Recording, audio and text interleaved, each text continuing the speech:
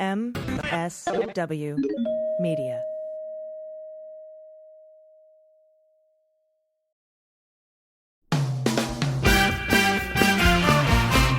Season 4 of How We Win is here.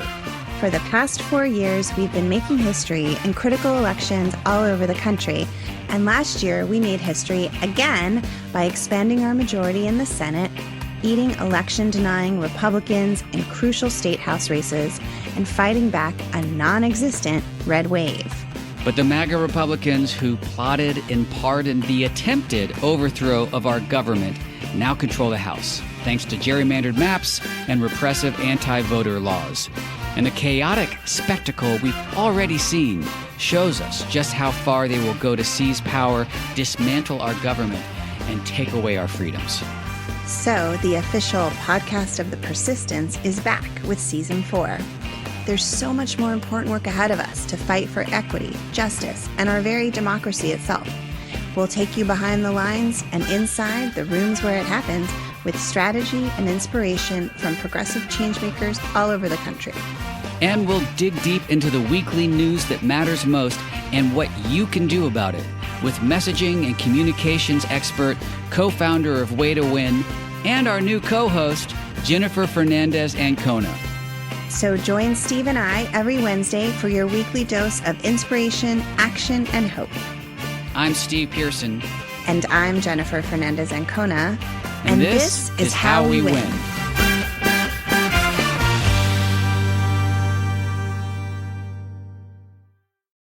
Thanks to Feels for supporting Cleanup on Aisle 45. Feels CBD is the natural, healthy, better way to feel better, and it ships directly to your doorstep in only a few days. Go to feels.com/cleanup, Feals, feels.com/cleanup, and you'll get 40% off your first 3 months with free shipping.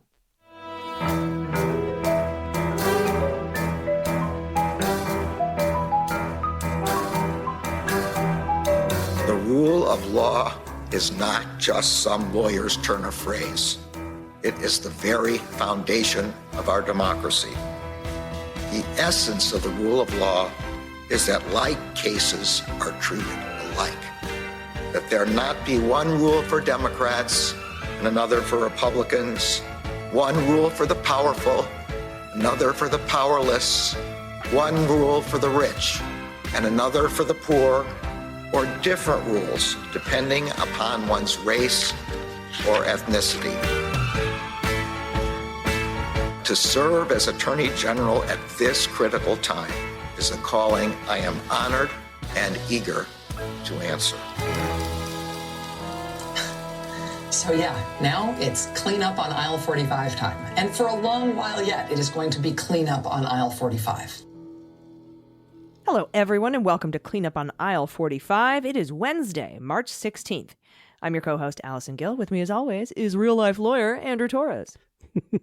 Thanks, Allison. And as always, I want to thank our new patrons who signed up over on patreon.com/aisle45pod. That's AISLE45POD for as little as $1 an episode. So thank you to Genevra, to Richard Fitzgerald, to Slava Ukraini, which I hope that means what I think it means. Glory to Ukraine. Slava Ukraine. And speaking of things that need translating, to Ben Shapiro. Ben Shapiro. Ben Shapiro, which is great as I say it out loud, and I hope is also some sort of Harry Potter spell. And, look, if you'd like to join their ranks and maybe have the dulcet tones of Allison reading your name aloud, well, convince more of your friends to sign up. Yeah, and you can ask for that specifically if you want me to say it instead of Andrew. You'd be a fool not to. But yeah, head to patreon.com/aisle45pod. Give us $1. You'll get the ad-free version of every show. You'll show appreciation for what we do here, and we thank you gratefully for that. And you'll help keep us on the air and off Spotify. And with that in mind, let's get on with the show. So, Allison, in our lead story tonight, Clarence Thomas is a hypocritical piece of shit. I'm not sure that counts as breaking news, but yes, I would concur.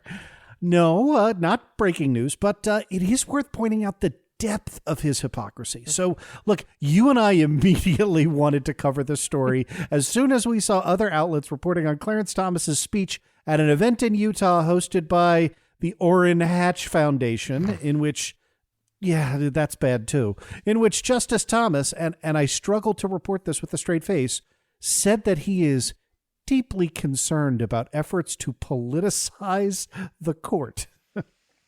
Yeah, that's right. The senior-most justice on the most politicized court in American history, and that's something we can prove with math, not just my opinion, decided to warn Americans about the long-term consequences of, you guessed it, cancel culture, which I guess is something Clarence Thomas thinks means whenever liberals talk.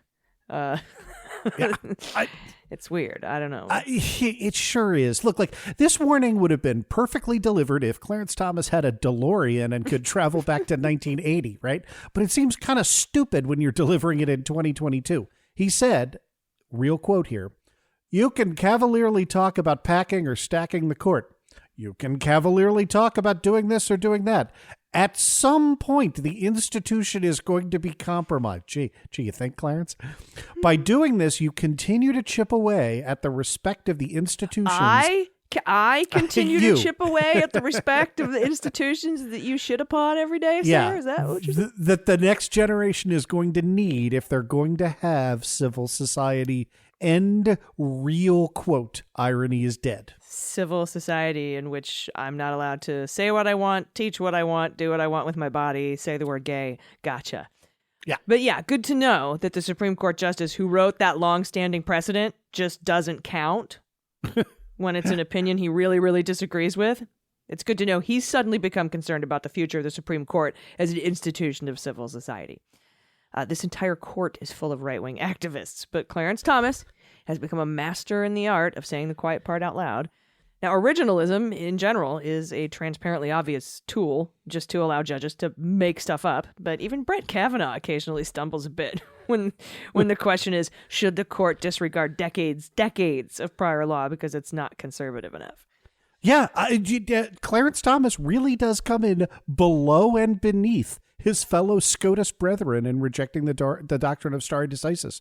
That is, let the prior decision stand, which is at least as old as the doctrine of judicial review itself, right? In 2019, in a case called Gamble versus U.S., we both covered this on our shows.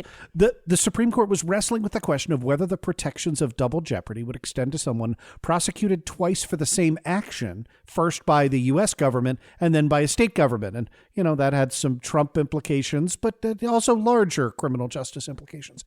And the majority said, and I'm not sure they're right, but the majority said, yeah, that's fine under a longstanding doctrine of dual sovereignty. Clarence Thomas wrote separately in a concurrence to agree with the result that the court reached, but, and here I'm going to quote from him directly, to address the proper role of the doctrine of stare decisis. End of quote. So Thomas's argument was that stare decisis doesn't count if he doesn't want it to. Yeah.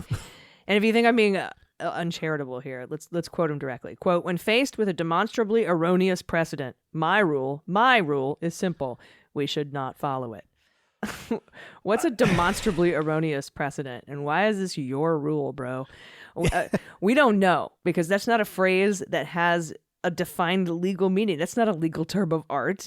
No. It means literally whatever CT thinks is a really bad decision. And in 2019, he was signaling it applied to a case that rhymes with O v. Wade. Yeah.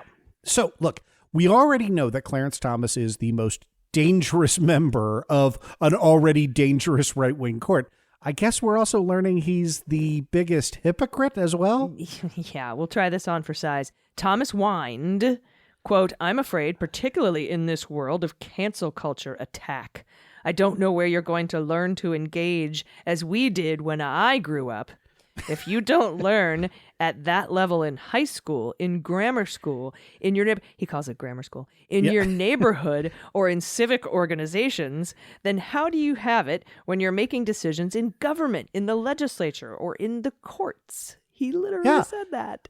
And if you can't trust me, the guy who literally said nothing on the court for 2 decades to give you a lecture about dialogue, who can you trust? He did not add. That's you, I bet. Now, Thomas didn't just pile on the right's favorite boogeyman of cancel culture. He also attacked the media. Oh, that's where. Who else do I know? He attacked the media for cultivating inaccurate impressions about public figures, mostly meaning himself and his wife. And it's funny that he should mention his wife, because we also learned just a few days later that Ginni Thomas, the wife of Clarence Thomas, was physically there at 1-6 at the Stop the Steal rally on the Ellipse. She was there. Yeah, this is coming out.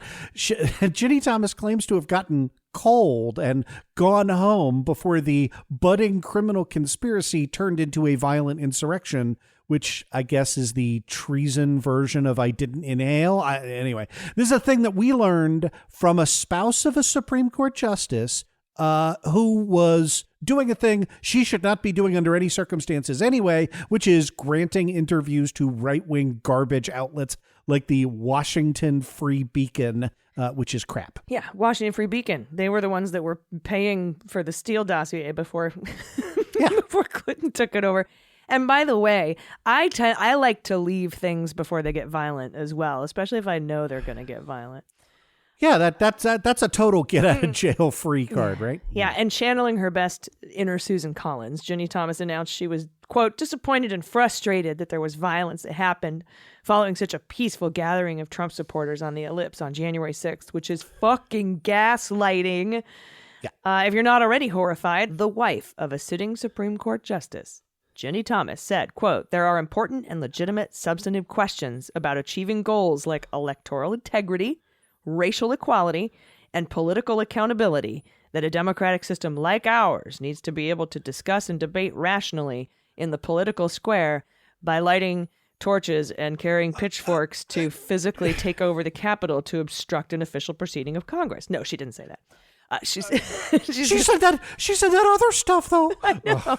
She did say racial equality, political accountability that a democratic system like ours needs to be able to discuss and debate rationally in the political square. I fear we are losing that ability. No, it's just nobody wants to talk to you. That's all. Look, this is not the first indication we've gotten that Clarence Thomas's wife is a full-on MAGA idiot, okay? But it continues to confirm that this is not just something she does in her spare time, right? Last month, Ginni Thomas sent an apology email to her husband's former law clerks, right? These are Supreme Court clerks. That's one of the 9 best jobs you can get coming out of law school, poised to take on some of the highest profile legal jobs in the country. And she apologized to them for, quote, having likely imposed on you my lifetime passions, end of quote. That sounds really gross. Yeah. Please don't impose your passions upon me, Ginni Thomas. No. Or anyone. No one should impose their lifetime passions on anyone. Ugh, no. And that came after Ginni Thomas tweeted out her active support for violent overthrow of American democracy. In a Facebook post that went viral, she linked to a news item about the protest, writing, "Love MAGA people." Her next status update said, "God bless each of you standing up or praying, excuse me." 2 days after the insurrection, she added a disclaimer to her feed, lying, and saying she wrote them before violence in U.S. Capitol. That's a stupid lie because she linked to a news article about the insurrection. She needs to borrow her husband's DeLorean. The next day, she took her Facebook feed private and presumably deleted the incriminating evidence. So, I'm the law guy. If you're asking, hey, is it a breach of Supreme Court ethics that Clarence Thomas fails to recuse himself from MAGA big lie cases and was the only dissenting vote in the National Archives case? Of course it is. The legal standard for recusal is that a federal judge, and yes, that includes a Supreme Court justice, quote, shall disqualify himself in any proceeding in which his impartiality might reasonably be questioned, right? Not there must be a proven conflict of interest. If this would look and smell bad, you should recuse yourself. That's what our precious, revered founding fathers that you claim to worship at the altar of wanted.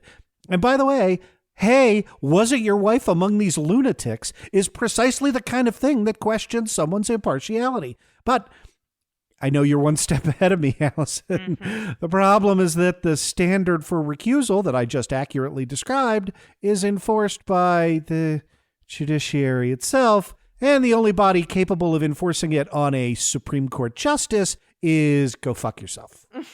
Yeah. And of course, the only remedy for a Supreme Court justice who behaves unethically is impeachment. And if Republicans in Congress aren't ready to vote to convict the president of their party who attacks the Capitol, it's pretty dubious that they'd convict Thomas over something as banal as gross ethical violations.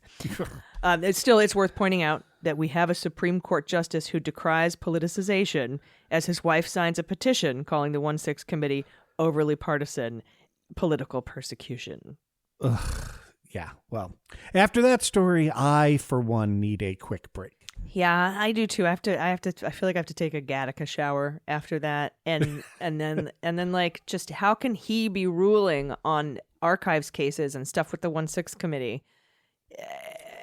It's no surprise. I mean, he has to come home, and the most charitable view is that Clarence Thomas is big lie agnostic.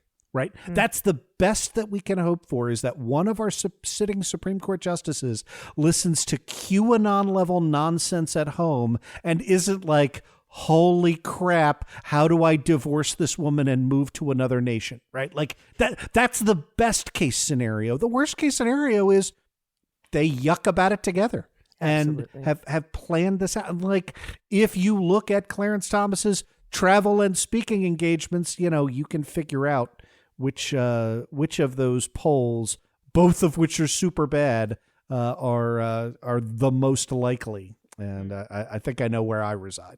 Yeah, samesies. And with that, let's do that break we were talking about. Everybody, we'll be right back. Hang around. Hey everybody, it's AG for Cleanup on Aisle 45, and I really want to tell you about Feels CBD. CBD is safe, it's natural, and it's a healthy way to help eliminate stress, anxiety, and pain from your daily life. CBD has been so helpful for me to relieve soreness after the gym, anxiety, nervousness, sleeplessness, all without harmful side effects. Feels is a better way to feel better, and we have an offer for you. Go to Feels, F-E-A-L-S, feels.com/cleanup, and you'll get 40% off your first 3 months with free shipping. And the great thing about Feels is it's premium CBD that will keep your head clear and help you feel your best. You can order it online and have it delivered right to your door. CBD helps reduce anxiety, stress, pain, insomnia, and it does it naturally with no hangover, no addiction. Just place a few drops of Feels under your tongue. Finding the ideal dose is also important, and everyone's dose is different. So Feels offers a free CBD hotline to help guide your personal experience. I love that so much. And you can rely on Feels customer service and their amazing team to get the most out of your CBD. Self-care is easy with a Feels membership. You'll save money on every order, and you can pause or cancel anytime. It's super simple. Don't be afraid of it. I love it. And you can start feeling better with Feels. Become a member today by going to feels.com/cleanup. You'll get 40% off your first 3 months with free shipping. That's FEALS.com/cleanup to become a member and get 40% off automatically for your first 3 months with free shipping. You'll be glad you did. All right, welcome back. I have some good cleanup news to cleanse our palates with. This is Biden wiping out more student debt. And this has to do with the federal student loan forgiveness program. And what that program does is that if you're a public servant or teacher, you work in charity, something like that, you're serving the public, and you make 10 years of on-time payments toward your student loans, the balance after that end of that 10th year, the balance is forgiven. But that program was rife with problems because of red tape and 1,000 different things that could disqualify your payments as counting toward those 10 years. Right. That is exactly right. But now the Department of Education said last Wednesday that it has identified 100,000 borrowers who are eligible for student debt cancellation due to internal changes that the Department of Education made to the Public Service Loan Forgiveness Program in October of 2021. The cancellations for those 100,000 people are expected to total $6.2 billion in federal student debt relief. Now, not all of the eligible borrowers have been notified of their debt relief yet, but they are being notified on a rolling basis. And the DOE has said they do not have an estimate right now of when all of them will be contacted, but will supplement. And again, you can hear the criticisms, right? It's not all student. It's 100,000 people and $6.2 billion. Yeah. And we've talked about this. I think he's waiting on an OLC memo. I think he's got the DOE memo. He's gonna. We'll talk about this in a little bit about the pause on student loan payments that's currently in effect. But many borrowers, including myself, criticized this program as difficult to navigate. Some said they found they weren't eligible for forgiveness only after making what they thought were a decade's worth of qualifying payments. Only borrowers with specific kinds of federal loans and enrolled in certain repayment programs were eligible. And now in my case, when my loan was sold from one servicer to another, they didn't bill me for a month. They say, we're switching you over. You don't have to make your payment this month. I was like, cool. Yeah. I'll go to a steakhouse tonight. They didn't bill me for a month. But then none of my subsequent payments counted because somehow they were all 30 days past due for years. Now, I appealed and I appealed it after 4 years of appeals. And finally, they granted me the credits for those payments. But that was after Biden's new rules went into effect for veterans. And he had already forgiven my entire student debt for being 100% disabled veteran. So I fell in I was potentially in one of two different programs there. So here's what's new, right? Due to the temporary waiver, it no longer matters what kind of federal student loan a borrower has or what repayment plan they're enrolled in, right? All payments will be eligible for the Public Service Loan Forgiveness Program if the borrower was working full-time for a qualified employer. Previously, eligibility also hinged on having a direct loan, being enrolled in an income-driven repayment plan, which sets payments based on income and family size. So those with federal family education loans, which were technically made by private lenders but backed by the government, did not qualify. Yeah, a lot of people didn't qualify. And then they had these weird, just hiccups that they were a culture of no. So here's what you have to do. First, you have to have one of those qualifying jobs, Andrew, that you were talking about. Mm-hmm. Now, many borrowers don't have to take any action in order to have the Department of Education review and update the number of their qualifying payments. But those with older federal family education loans will have to consolidate them into direct loans if they have not already done so.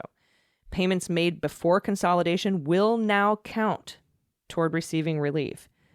Those who already have direct loans but have not submitted employment certification forms for past periods of repayment must do that now as well. So you have to be certified. Some people just gave up, right? And you have until October 31st to make those changes to qualify for forgiveness under this temporary waiver. So get on it. Yeah, and for everyone else that still owes student loan debt, the Biden administration announced late last year that payments will resume on May 1st. Student loan payments have been on pause since 2020 because of the pandemic. But if you're agonizing towards that point, Ron Klain went on Pod Save America and told those guys that there will probably be another pause announced soon. So we have an administration that is looking and taking action with respect to the massive federal student loan debt problem. And, it's... He's I trying. think that speaks for itself. I think he's trying to get to live up to his campaign promise of, getting rid of student debt for most people. I think like 88% of borrowers or something like that. Be cynical. Let's assume that he didn't mean that campaign promise, right? Let's assume that Joe Biden has no intention of doing anything further with respect to forgiving federal student loan debt. Nevertheless, the difference between the last guy who put Betsy DeVos in charge of the Department of Education and reduced the forgiveness program to zero, and this guy is $6.2 billion. And that's just in this round. He's been getting rid of chunks of student debt. For-profit colleges, permanent and total disability, SSI, veterans. Like he's been everything he can do, he's been doing, which leads me to believe he wants to do this other thing and is waiting to hear if he can. I think that's the right take. I understand there's a lot of frustration out there, but we've got to call it like we see it. Yeah, and let's take a minute and be glad for the people who are getting their loans forgiven. Before we get to comings and goings, Andrew, I have a surprise legal question for you. Okay.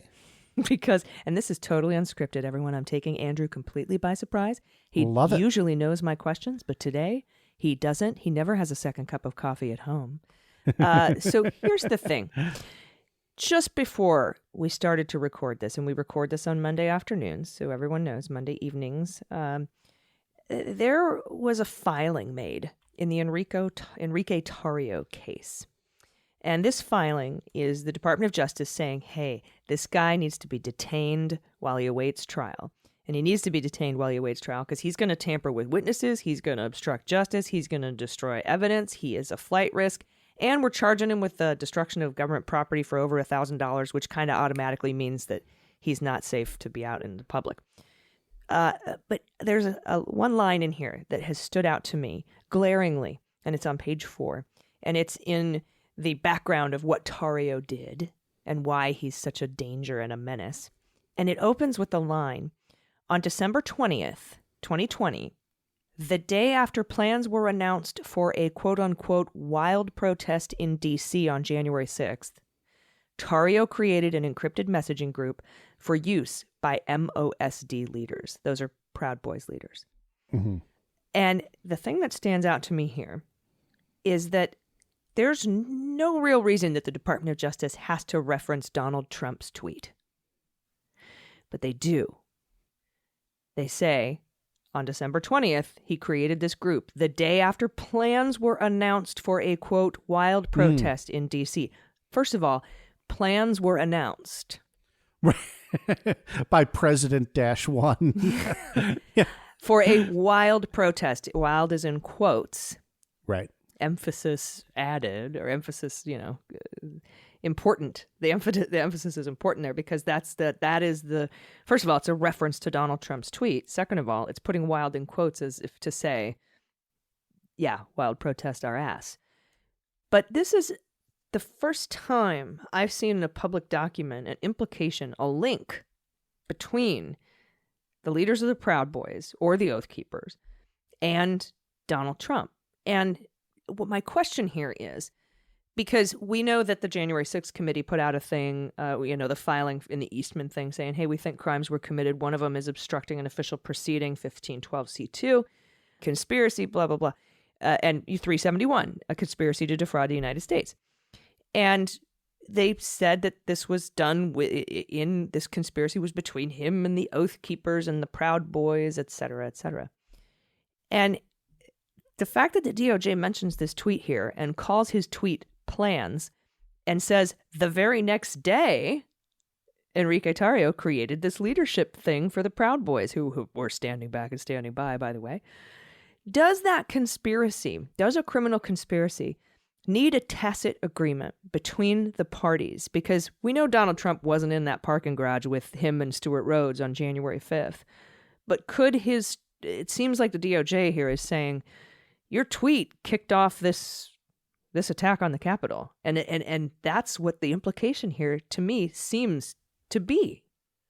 Yeah, that's right. So let's unpack that a little bit. In order to convict someone of participating in a criminal conspiracy, you have to show two things, and only two things, right? The first is you have to show that there is broad agreement on a criminal objective, okay? That criminal objective can be preventing the next president of the United States from being lawfully sworn in, right? You do not have to have agreement on every action that every member of the conspiracy takes in furtherance of the conspiracy. In fact, all you need is one, you've heard and quoted this language at length on your show, one overt act in furtherance of the conspiracy. So let's put this in practical terms. If you and I get together and say, all right, we're going to rob this liquor store, and Allison, you're going to be in charge of logistics on the ground, and you do whatever it takes to make sure that we get through the front door in order to rob the store, right? And then you go off and buy a gun. At that point, by the way, there's a criminal conspiracy. Both of us can be arrested, charged with criminal conspiracy to engage in armed robbery. So for Trump to say, we need to stop the certification of the results, and for another group to say, that's my cue to attack the Capitol, then we have an overt act and we have what was the first one? An agreement on an illegal objective. That is correct. You do not have to individually ratify each of the actions, right? Now, whatever you do inside that liquor store, I'm responsible for, right? I'm the one who said Allison was going to be the boots on the ground inside the liquor store. And if Donald Trump said, yeah, I'm going to outsource this to the Oath Keepers and the Proud Boys, and you figure out how to disrupt things, and I'll handle, saying it's going to be wild and, treating it like it's a visit to a theme park or something. What if it can't be proven that he outsourced it to the Oath Keepers and the Proud Boys? He just tweeted about it and made speeches and told them to stand back and stand by. And so that is, and this was implicit in your first question. You do not need an express agreement of the Beavis and Butthead form, right? You do not need, I'd like to exchange goods and services for sexual favors. Mm-hmm. Consent agreement may be inferred, may be tacit from among the members because, shocker, that's how criminals do their criming thing, right? And that's what it's up to a jury to decide, is you demonstrate over and over again these connections between these individuals, and you say, was there an implicit agreement, right? Was there an understanding by and between them that, they were to serve as the muscle for conducting this activity? And one of the things we know... Well, they all had the same broad understanding. And within this filing, and within most of the filings that we see, repeated over and over again. I mean, and the DOJ was trying to get some of these folks to sign an affidavit saying they were doing this at Trump's direction. And that really is, I mean, it's why you and I have spent time on this. It's why you've done episodes of The Beans on it, and I have done, Too Big and Counting OA episodes on the John Eastman stuff. Until recently, Donald Trump had a pretty good get-out-of-jail-free card, right? It's the one that's not available in Atlanta, right? And put a pin in that. But his get-out-of-jail-free card in connection with the 1/6 insurrection was, I honestly believe that I won 100 million votes, and Dominion got the ghost of Hugo Chavez to send the votes to Europe, where they were converted into Biden votes and sent back. And without the brave investigation of a coked up pillow dealer, I couldn't have possibly figured this out. And so everything I did, I thought I was doing in service of the actual results. And he did that with the Russia investigation too. I wasn't obstructing justice. I was just punching back at the guys who were lying about me. Yeah, he uses this all the time. That's his MO. That's exactly right. And in the case, I thought it was demonstrated beyond a reasonable doubt in the Russia investigation. But in this case, I thought that without something more, that Trump was going to skate on this, right? Because his actions are consistent with an idiot lunatic. Me too. Who thinks his son skated on it with regards to the Trump Tower meeting. We talked about that at some length. The Donald Trump Jr. is too stupid to know that this is a crime. Too dumb to crime, yeah. Right. The evidence from John Eastman does not yet establish, but suggests that Donald Trump was far craftier, got nuanced advice from truly evil people who said, look, I know we're going to do X and we're going to do Y and we're going to do Z, but those things aren't likely to work, man. We're going to lose. And if you want to stay in power, if you want to be the president, we're going to have to do something other than that. Yeah, well, we already know he told Greg Jacob, hey, let's just break the law a little bit. No, now that the Electoral Count Act is not so sacrosanct. Yeah. So look, I know I've used this analogy a lot. Our listeners feel a lot like Charlie Brown and Lucy with the football, right? I do not want to say, back up to the starting line and run at the football, and this isn't going to get pulled away from you again. Okay. But what I do want to say is maybe be willing to play football again. Yeah, and right? I'm the dork who always runs up to the football because I have so much hope and faith. But I do too. But I think there are reasons for that. But here's the thing, Andrew. This is the first time I've seen in writing a connection, an implied connection between Donald Trump and the leader of the Oath Keepers. And what I think is really fascinating is that they say the day after plans were announced, he created this thing. It's a wild protest. Wild is in quotes. This says to me, they connect Trump to the Proud Boys because they did not have to mention Trump's tweet. They could have just said, hey, on December 20th, Enrique Tarrio created an encrypted messaging group for leaders of the Proud Boys.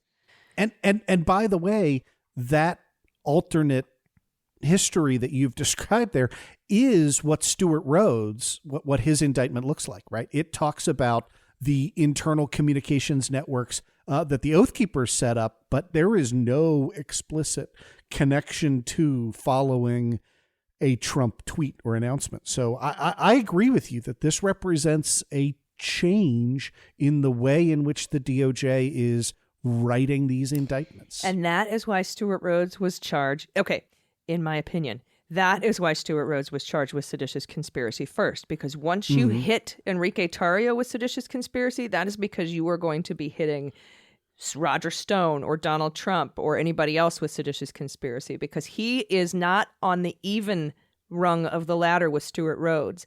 He is a rung up. Do you follow me? And over here in the Oath Keeper Stuart Rhodes situation, we've got Josh James, who has pled guilty to seditious conspiracy. And that is going up because they had Stuart Rhodes was at that meeting in the garage. Oh, and by the way, so was a documentary camera film crew, which was also, I don't know if it's the same documentary film crew that was following Roger Stone around, but I'd bet at least Devin Nunes's farm that they're probably related. But I don't know. But this to me is evidence that the Department of Justice connects Donald Trump, or is trying to connect Donald Trump to the conspiracy. Seditious conspiracy, if not seditious conspiracy, then conspiracy to defraud the United States, and probably conspiracy to obstruct an official proceeding. I think that's right. And again, I think that dovetails with what you and I talked about on the show in connection with the Eastman stuff.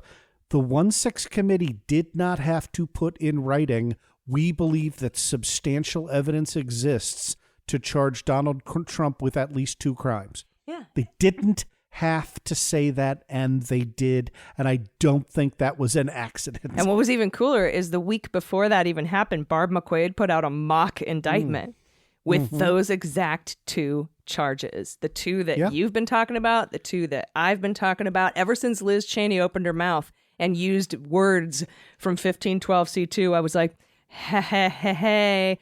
And Maddow got it wrong. She said it was 18 U.S. Code 1505. And I was like, no. No, it's not obstructing Congress. That's only 5 years. We don't want that. We want obstructing an official proceeding. But I think that we could see, and I'm hoping at least, that what we should know or find out about is that they were or are investigating Donald Trump for a conspiracy with the Proud Boys and the Oath Keepers. And the Oath Keepers went first. The Proud Boys would go next. And then that would include the whole Stone, which could probably just even be an offshoot. You don't even need Roger Stone. Yeah, and look, we know, I think Roger Stone has demonstrated he's not flipping, right? Yeah. He's not afraid to do a dime. But these... you don't even need him. You don't need him. Rhodes and Tarrio strike me as the kind, the huge macho front facing, and then the minute they're in custody start crying and singing as long as the day is long. I could be wrong on that, but you don't even need them to sing. We have the acts. Yeah, we do. And we have the Eastman stuff. We have to prove that Donald's not too dumb to cry, that he knew he lost. He is dumb, but he knew he lost. All right. Thank you for answering my off-the-cuff breaking news question about the law. Let's get into comings and goings, because Joe Manchin said Monday. Joe Manchin said on Monday that he now opposes one of President Biden's nominees to the Federal Reserve, leaving her candidacy to join the central bank. And that should be rejoin. We'll explain later. probably dead in the water. Manchin said, I have carefully reviewed Sarah Bloom Raskin's qualifications in previous public statements. Her previous public statements have failed to satisfactorily address my concerns about the critical importance of financing an all of the above energy policy to meet our nation's critical energy needs. There's so much to unpack there. Yeah, we don't even need to, because I think what he meant to say is, since I get the bulk of my money from coal and oil, and I don't like her because she's called for stronger climate policies, I don't want her in the Fed. Now, Biden has also nominated Jerome Powell to a second term as Fed chair, who is the first Fed chair who doesn't have a degree in economics. He's chosen Lael Brainard as vice chair and picked Lisa Cook and Philip Jefferson as Fed governors. Yeah, and let's say Lael Brainard, Lisa Cook, Philip Jefferson, solid choices, yes. Right? The idea that Brainard versus Raskin was, a liberal conservative divide. We covered that here on the show. Not true. Anyway, Manchin's remarks cap a weeks-long standoff between Democrats and Republicans on the Senate Banking Committee, where the GOP, of course, has boycotted a vote on the president's candidates out of opposition to Raskin. Yeah. And the Republicans, led by the ranking member, Toomey, have said they're open to holding a vote on Powell, Brainard, Cook, and Jefferson. But Democrats, led by the White House and Brown, have said they will hold a vote only if all the nominees are included, my entire slate. So, Andrew, why do they care about what a nominee to the Fed thinks about coal? Yeah, and the role here is a percentage of minor of nothing, right? But the Republicans and Manchin, who has been criticizing and fighting Raskin since early February, fear that, see if you can follow this, she could urge the Fed to discourage banks from lending to fossil fuel companies. Again, if you're thinking that sounds like the telephone game, you're right. And it shows also just how dishonest Joe Manchin is, right? He has previously voted to confirm Raskin twice. Once as a member of the Federal Reserve Board. She is rejoining that. She left the Fed. That time, by the way, she was confirmed unanimously. So, that all of a sudden was not, went from 100 to nothing to existential threat to the Republic.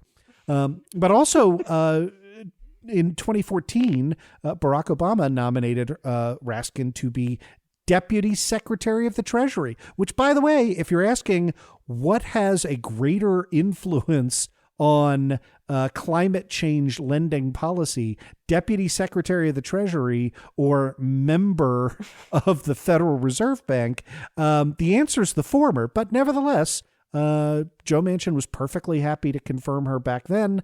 That's why she's not on the Federal Reserve Board right now, because she had to resign to go be Deputy Secretary of the Treasury. So this is grandstanding.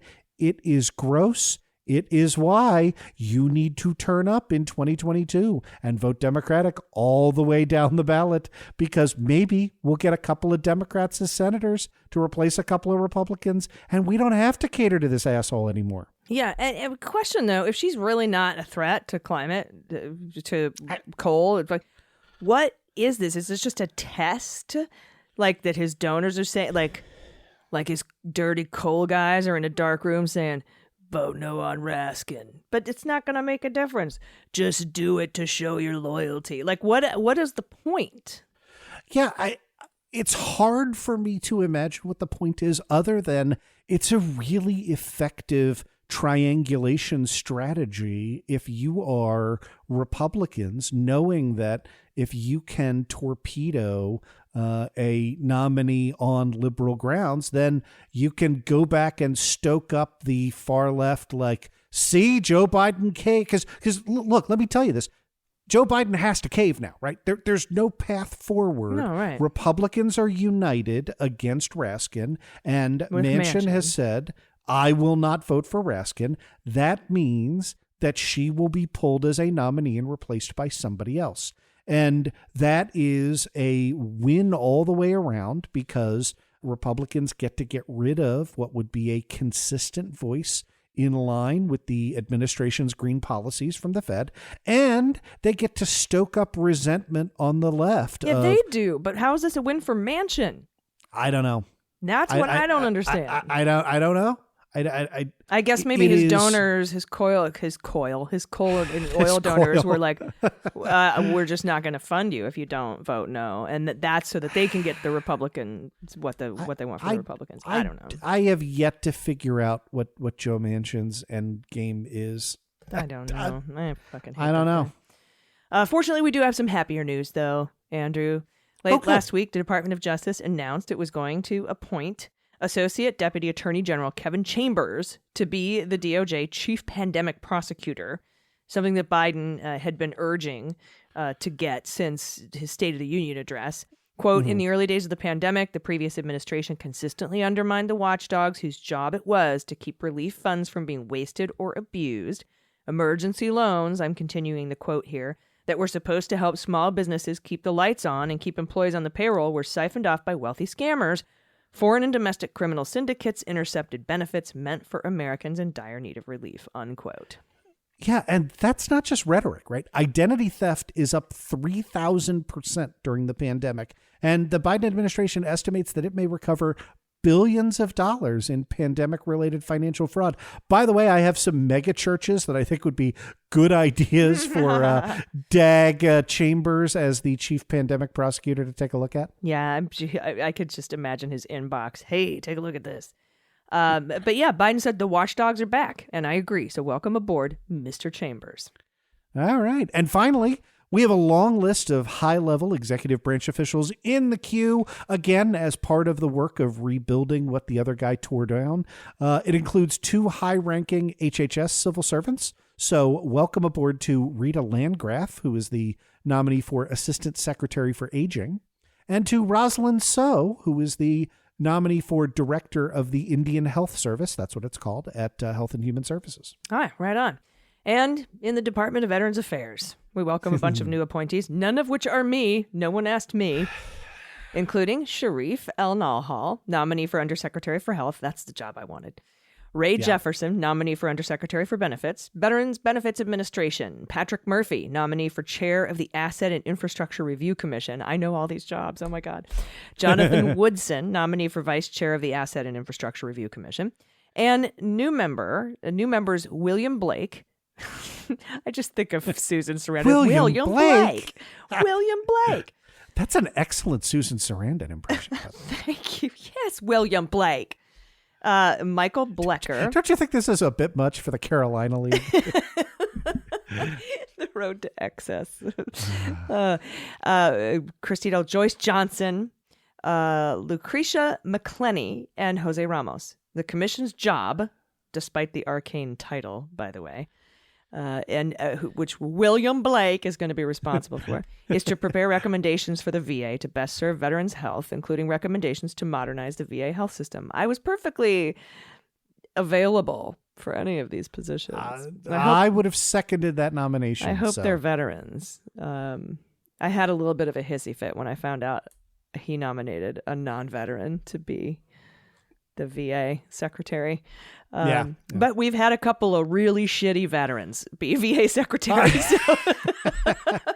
I think we can all agree none would have been as good a nominee as you, but still welcome aboard. I would not envy anybody else who run that fucking place, dude.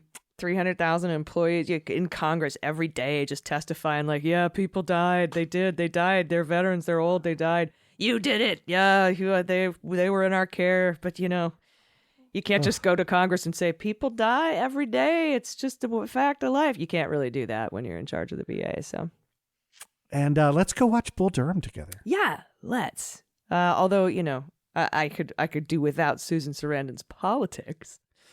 But I'm a huge fan of Tim Robbins, and if you haven't listened to the Daily Beans interview with Tim Robbins, you must. It's one of my favorites. I'm a little bit jealous that you got to do that. So I'm surprise myself every day with the people that agree to speak to me.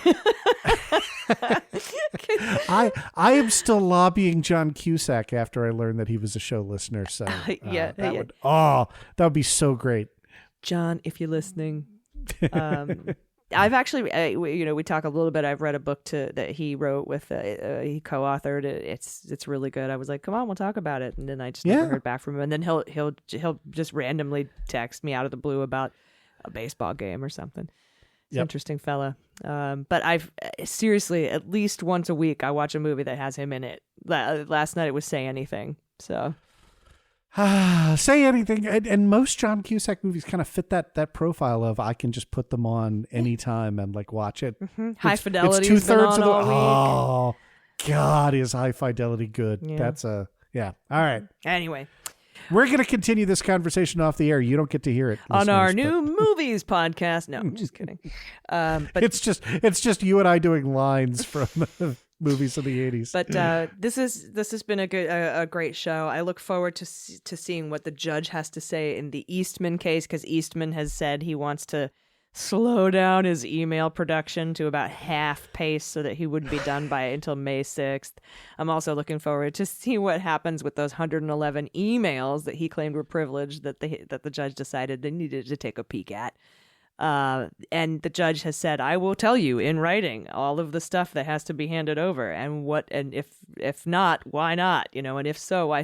Like, he's going to spell it all out, and we might find out that there's a little bit of crime fraud stuff going on. So we just may. I'm looking forward to it. Yeah, and what's really fun to me is that that Greg Jacob email we were talking about earlier, where he said, just break the law a little bit, just break it a little bit. What's one more minor violation? That's an email that they got. I don't know that they got it from Eastman. I think they got it from Greg Jacob. Yeah, they got it from Jacob. I mean, it when you read Jacob's deposition testimony, and they only attached about 30 pages of it. It went on all day, and it was clear that, he came in and said, all right, this is, I will give you whatever you want. Yeah. And to walk through the, I don't really recognize was his answer to how Eastman has characterized his advice in public, right?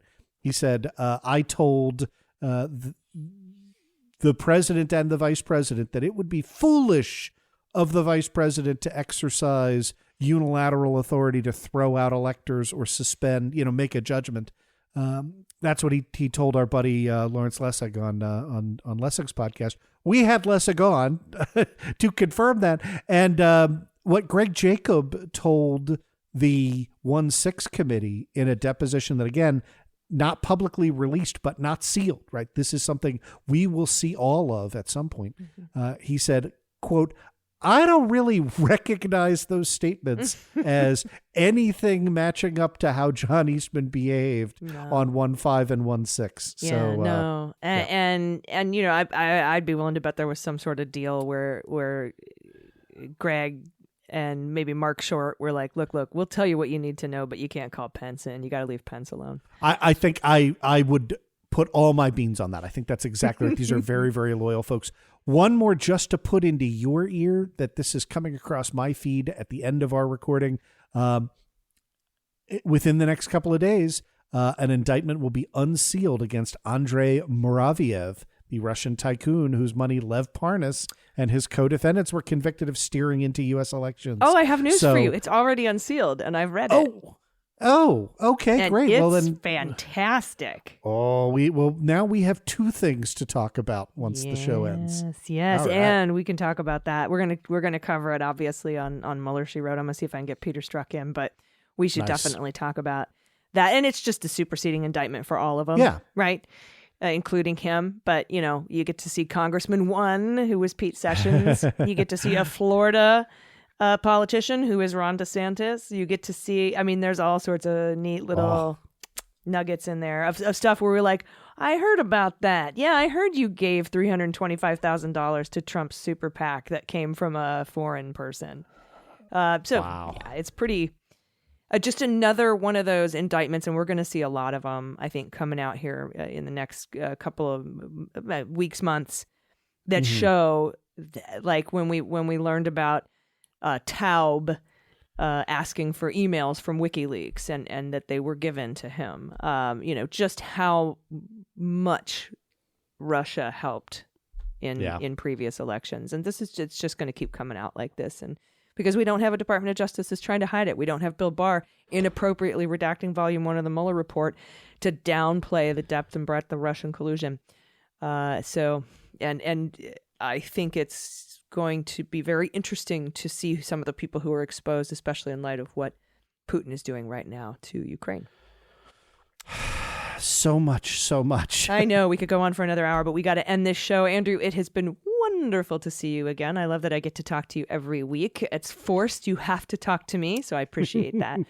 And again, if anybody wants to pitch in just $1 an episode to get the ad-free feed, you can do that by going to patreon.com/aisle45pod and, kick in. Help us out. Help us stay off Spotify. We would appreciate it. Absolutely. All right, that's it. Everybody, we'll see you next week on Clean Up on Aisle 45. Bye-bye. Clean Up on Aisle 45 is written, researched, and produced by Allison Gill and Andrew Torrez with editing by Molly Hockey. Our art and logo design are by Joelle Reeder and Moxie Design Studios, and our music is composed and performed by Adam Orr.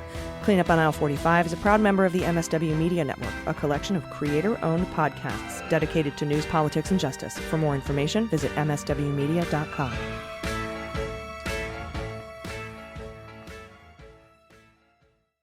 Hi, I'm Harry Littman, host of Talking Feds, a roundtable that brings together prominent figures from government law and journalism for a dynamic discussion of the most important topics of the day. Each Monday, I'm joined by a slate of Feds favorites and new voices to break down the headlines and give the insider's view of what's going on in Washington and beyond. Plus sidebars explaining important legal concepts read by your favorite celebrities. Find Talking Feds wherever you get your podcasts.